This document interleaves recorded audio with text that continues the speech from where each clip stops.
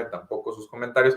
Esta es la encuesta de encuestas que ustedes que me han seguido domingo a domingo estuvieron al pendiente de las encuestas y criticábamos algunas metodologías, decíamos que las de en línea pues son mucho más endebles que las de vivienda por muchos motivos, sin meternos tanto a la reputación. Por supuesto que si hay conflictos de intereses, ahí sí hay que mencionarlos y hay que ser muy críticos. Pero, bueno, estuvimos proyectando y aquí en esta pantalla ustedes pueden ver, esta es una gráfica de elaboración propia y bien citada, bien fundamentada, pues evidentemente son los últimos números, son las preferencias efectivas, no las brutas. Y vean cómo, pues va, a ver, Alfonso Durazo gana la gubernatura de Sonora por 17 puntos. 17 puntos, no está en el margen de error muchos de los errores que se cometieron. Vean, México Elige, donde hay uno de esos conflictos de interés porque el director de México Elige participó en la campaña o ha estado muy cercano a candidatos del PRI de forma histórica. Pues vean cómo dijo o sentenció que ganaría el candidato del PRI. El mismo Universal publicó no una, sino dos encuestas donde emparejó a los dos candidatos punteros. Y vean ahí es lo que me gustaría que vieran. Arias Consultores aseveró, de acuerdo a sus números, por supuesto, que Gándara ganaba por 6 puntos a Durazo, ¿no? El candidato del PRI, del PAN y el PRD le ganaba por 6 puntos al candidato de Morena y ganó el de Morena por 17, es decir, un error de 21 puntos porcentuales. A eso vamos con que, y vean la fecha de publicación, ¿no? Nada de que está muy alejada de la encuesta y de que entonces es una fotografía del momento. No. Está pegada a la elección y esa es la última, el último número que vale, ¿no? Por supuesto, vean cómo el tipo influye mucho en los resultados que se obtienen y Arias levanta en Facebook y pues francamente tiene estándares muy laxos y pues bastante alejadas de las mejores prácticas de la industria, ¿no? De la industria de los encuestadores, ¿no? Entonces, pues ahí vemos, ¿no? Cómo se equivocaron algunas encuestas. La verdad es que las tradicionales en vivienda, las casas reputadas estuvieron bastante bien, pero algunas técnicas nuevas en línea fueron las que más fallaron. Las RoboPolls también, Massive Caller falló por mucho y incluso pidió disculpas a su director general en un video. Entonces, pues finalmente las encuestas pues sí tienen su cierta utilidad, vistas a lo largo del tiempo, bajo una misma metodología, pueden ser atractivas. También en el agregado te pueden revelar cierta imagen, pero nunca hay que fiarse de ellas y siempre hay que saber leerlas, por supuesto, y tomarlas con una buena dosis de escepticismo, porque si no, pues uno se lleva sorpresas aparentemente inesperadas o luego llega a conclusiones muy malas como que el electorado cambió de la noche a la mañana sus preferencias o que el electorado es irracional, cuando la verdad es que si uno fue cuidadoso puede ir viendo pautas, puede ir viendo aspectos que pues, no se consideran si uno toma las encuestas como si una de ellas fuera la ley, lo cual pues no es así. Vean las siguientes tablas o los siguientes números en Excel,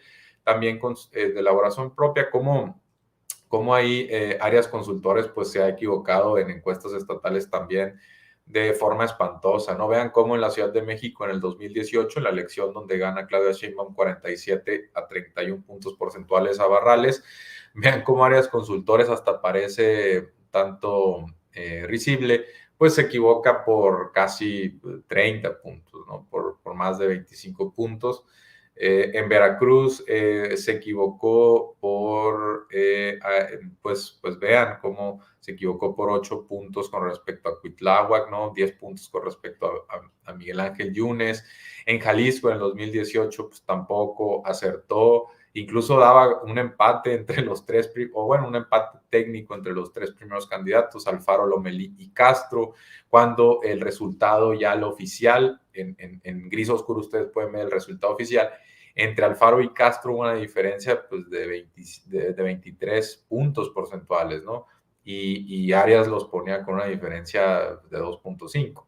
Entonces, este tipo de cuestiones es lo que le resta un poco de confiabilidad, credibilidad a la encuesta sobre Lili Telles. Pero bueno, pues para quien quiera tomarla con una pizca de sal, con un dejo de ironía, pues bueno, sirve pues para que cause controversia y sin duda alguna habrá que verlo. Por supuesto, esto no implica que Lili Telles no pueda ser una contendiente, ¿no? El hecho mismo de la publicación de una encuesta, pues también te va poniendo en los reflectores y puedes ir captando mayor atención y eso se puede ir convirtiendo en puntos a tu favor. Pero bueno, a lo que vamos aquí es que si mañana Lili Telles sale como líder eh, o del PAN o a nivel presidencial general, pues de cualquier forma eso no implica que vaya ganando, ¿no? Hay que tomarlo con mucha precaución, con cautela y sobre todo dado los intereses económicos que representa Lili Telles, todo mundo es bien sabido que representa a Ricardo Salinas y esos intereses, detrás esto de su candidatura, pues hay que tener cuidado porque hay mucho dinero y hay mucha vitrina mediática, ¿no? Bueno, eso, no perdamos tampoco más tiempo entonces con Lili Telles. Y otra cuestión también moviéndonos de una controversia en otra, fíjense cómo también durante la semana pues tuvimos en las redes sociales pues muchas, además de lo de Anaya, ¿no? Que es aparentemente ya un perseguido político, también tuvimos a Cuadri pues causando mucha controversia en entrevistas, particularmente una entrevista que tuvo con Hernán Gómez en un debate, ¿no? Donde pues Cuadri básicamente casi se va a una postura anticiencia y anticalentamiento global. No llegó a tanto, pero estoy exagerando. Pero bueno, dijo básicamente que el calentamiento global se cura con más capitalismo, con más economía de mercado, cuando es justamente eso lo que nos tiene aquí. Es justamente los procesos de industrialización no regulados, o la creencia de que el mercado se regula a sí mismo, lo que por años ha evitado que tomemos decisiones más duras, más osadas para intentar revertir el calentamiento global, que pues como sabemos empieza a tener consecuencias catastróficas para muchas personas, también con impacto económico para grupos muy vulnerables, ¿no? Gonzalo Tirado, gracias Mario por la información.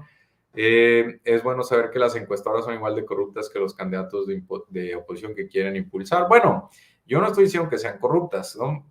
Sin duda alguna de ellas recibirá dinero y tendrá conflictos de intereses, pero el conflicto de interés es en sí pues algo que hace que tengamos que tener reservas, ¿no? Y también, por supuesto, ser críticos con sus metodologías, incluso si tuvieran la mejor de las intenciones, eso no implica que entonces pues que van a acertar, también pueden equivocarse y Arias pues al encuestar en Facebook está capturando un sesgo que es la gente hiper conectada, hiper politizada también, que sigue los acontecimientos diarios, que sigue cuentas controversiales como la de Lili Telles, y el solo hecho de que la traigan a nombre pues puede hacer que la gente responda o elige esa opción, ¿no? Lo cual a la hora de una elección, ya una elección donde hay que ir a votar, pues no siempre se manifiesta en intención de voto, ¿no? Entonces por eso hay que tener cuidado, ¿no?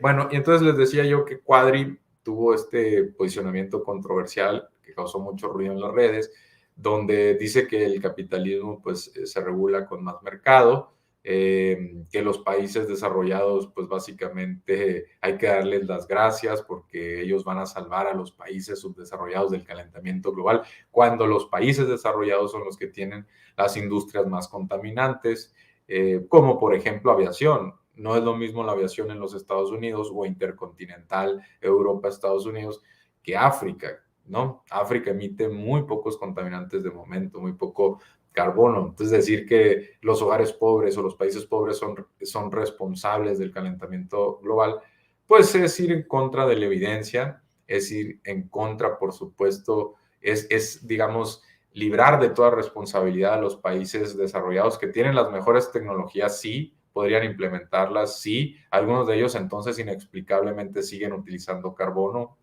o carbón para producir energía, como es el caso de los Estados Unidos. Y entonces culpar, por ejemplo, a China, que además es la que va también adoptando energías renovables de forma más agresiva, incluso que los Estados Unidos, pues culpar a China es francamente perezoso, ¿no? Es un razonamiento perezoso, y cuando China pues apenas empieza a desarrollar y ya los países desarrollados pues ya contaminaron y están heredando muchísimos contaminantes a los países que todavía no acaban de desarrollarse, ¿no? Entonces ese es el problema, algunos de los problemas que tiene el razonamiento de Quadri. Y también, pues por supuesto, María, buenas tardes, hay que considerar que ya viéndolo más allá de los países, pues son los hogares ricos, y la siguiente gráfica lo vamos a ver, cómo los hogares ricos son los que son más responsables de las emisiones de carbono a nivel mundial. Esta es una gráfica de un estudio que hizo Oxfam, que es un think tank que se dedica a análisis o estudios de desigualdad. Tiene representación en México, Estados Unidos, Europa, muchos países. Es de los más grandes del mundo y hace estudios de desigualdad, y últimamente pues se ha metido a cuestiones de cambio climático y una intersección también entre cambio climático y desigualdad, que eso es lo más interesante porque